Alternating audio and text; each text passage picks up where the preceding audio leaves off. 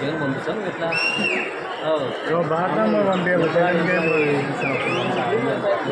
జగన్తో ఏం పని, భారతంలో పంపిస్తే చాలు. మామూలుగానే లైఫ్ ఉండవా లేక లేక మేము వస్తున్నామని లైఫ్ తీసేశారా?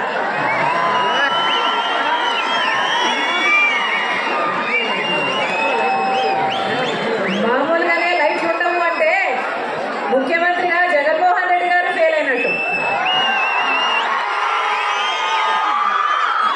మేము వస్తున్నాము అని లైఫ్ తీశారు అంటే అవినాష్ రెడ్డి గారు భయంతో వణికిపోతూ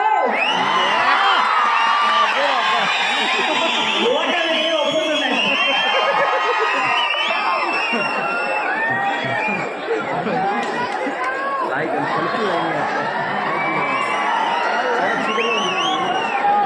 అంటే తిన్న పండు పులివెందుల ప్రజలకు, ప్రతి అన్నకు, ప్రతి తమ్ముడికి, ప్రతి అయ్యకు, ప్రతి అక్కకు, ప్రతి చెల్లికి, ప్రతి అమ్మకు,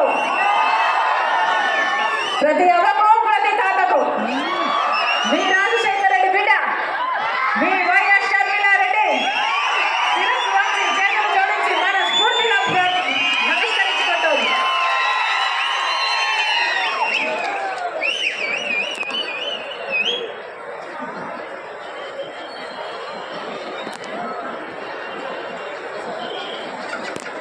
ఇందాక సునీతమ్మ చెప్పినట్టు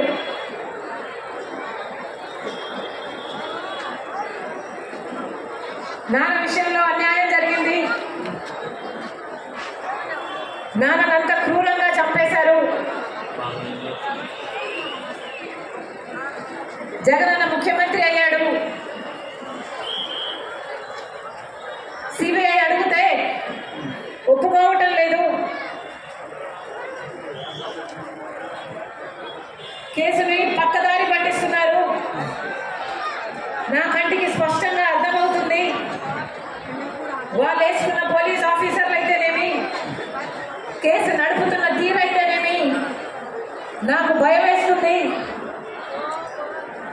నాకు న్యాయం జరిగేటట్టు లేదు అని బాధపడింది సునీత. ఆ రోజుటి వరకు